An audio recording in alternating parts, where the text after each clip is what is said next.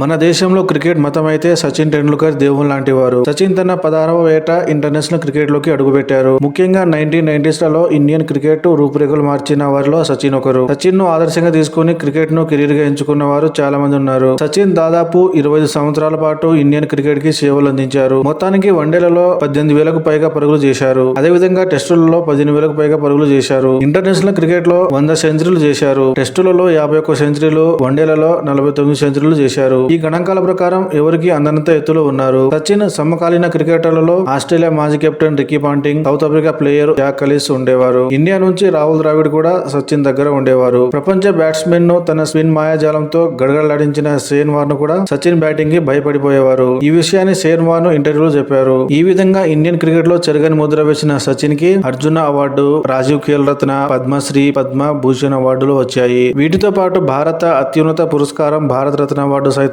వరించింది. 2012లో వన్డేల నుంచి రిటైర్ అయ్యారు. టెస్టులలో తన ఫేర్వెల్ మ్యాచ్ గా వెస్టిండీస్ తో 2013లో ముంబైలోని వాంఖేడే స్టేడియం లో ఆడారు. ఆ రోజు టెస్టు మ్యాచ్ చూస్తున్న ప్రేక్షకుల్లో ఒకటే వేదన, మళ్ళీ సచిన్ బ్యాటింగ్ ను చూడలేమని. బరువెక్కిన హృదయంతో తన చివరి మ్యాచ్ ఆడిన సచిన్ తన చివరి వీడ్కోలు స్పీచ్ లో అందరినీ కంటతడి పెట్టించారు. ఆ టైంలో అందరి మైండ్ లో ఒకటే ప్రశ్న, మరో సచిన్ దొరుకుతారా లేదా? సరిగ్గా అదే టైంలో సచిన్ వారసుడిగా నేనున్నా అంటూ కింగ్ కోహ్లీ వచ్చారు. 2008 అండర్-19 వరల్డ్ కప్ గెలవడంలో కీలక పాత్ర పోషించారు కింగ్ కోహ్లీ. అదే విధంగా అండర్-19 వరల్డ్ కప్ లో రవీంద్ర జడేజా, సౌరవ్ తివారీ, మనీష్ పాండే వంటి వారు సహచర క్రికెటర్లుగా ఉన్నారు. మొత్తానికి టీమిండియా నుంచి పిలుపు వచ్చింది. 2008 ఆగస్టు 18న శ్రీలంకపై వన్డేల్లో అరంగేట్రం చేశారు. 2009 లో శ్రీలంకతో జరిగిన మ్యాచ్ లో వన్డేల్లో తొలి సెంచరీ నమోదు చేశారు. అదే విధంగా 2011 జూన్ లో వెస్టిండీస్ తో జరిగిన మ్యాచ్ లో టెస్టులలో అరంగేట్రం చేశారు. కానీ వైజాగ్ స్టేడియం లో ఆస్ట్రేలియాతో జరిగిన మ్యాచ్ లో చేజింగ్ లో సెంచరీ చేసి ఒకసారిగా వెలుగులోకి వచ్చారు. ఆ తర్వాత రెగ్యులర్ గా అవకాశాలు వచ్చాయి. కానీ కామన్వెల్త్ బ్యాంక్ సిరీస్ లో భాగంగా 2012 ఫిబ్రవరిలో శ్రీలంకతో జరిగిన మ్యాచ్ లో విరాట్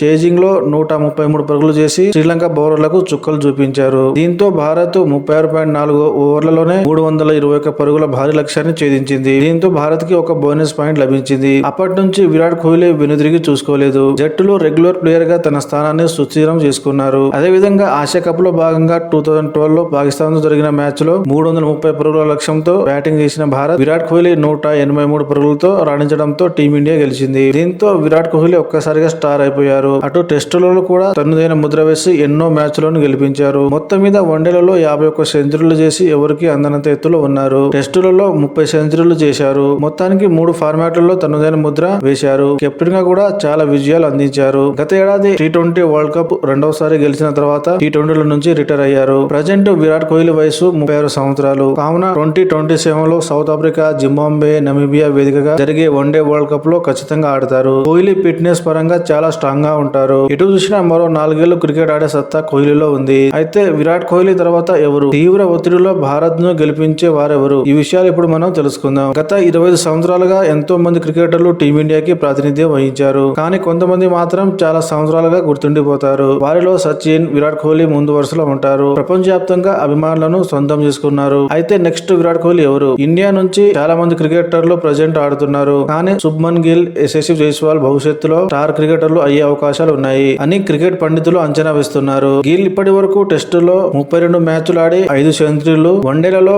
52 మ్యాచ్లు ఆడి 8 సెంచరీలు నమోదు చేశారు. ఇందులో ఒక డబుల్ సెంచరీ కూడా ఉంది. టెస్టులలో సగటు 35గా ఉంది. వన్డేలలో సగటు 62గా ఉంది. ప్రజెంట్ గిల్ వయసు 20 సంవత్సరాలు. దీంతో మరో 12 ఏళ్ల వరకు ఇంటర్నేషనల్ క్రికెట్ లో కొనసాగే అవకాశం ఉంది. ఇప్పటికే వన్డేలలో వైస్ కెప్టెన్ గా ఉన్నారు. అదే విధంగా యశస్వి జైస్వాల్ వయసు 22 సంవత్సరాలు. టెస్టులలో ఇప్పటికే రెగ్యులర్ ఓపెనర్ గా రాణిస్తున్నారు. త్వరలో వన్డేలలో కూడా రెగ్యులర్ ప్లేయర్ గా ఎంపికయ్యే అవకాశం ఉంది. ఈ ఛాంపియన్స్ ట్రోఫీ తర్వాత లేదా ఈ సంవత్సరంలో రోహిత్ శర్మ రిటైర్ అయ్యే అవకాశం ఉంది. కావున భవిష్యత్తులో వీళ్ళిద్దరూ టీమిండియాకి కీలక ప్లేయర్లుగా మారే అవకాశం ఉంది. వీళ్ళతో పాటు సాయి సుదర్శన్, అభిషేక్ శర్మ తదితరులు ఉన్నారు. మొత్తానికి ఫ్యూచర్ కోహ్లీ ఎవరో కాలమే సమాధానం చెప్పాలి.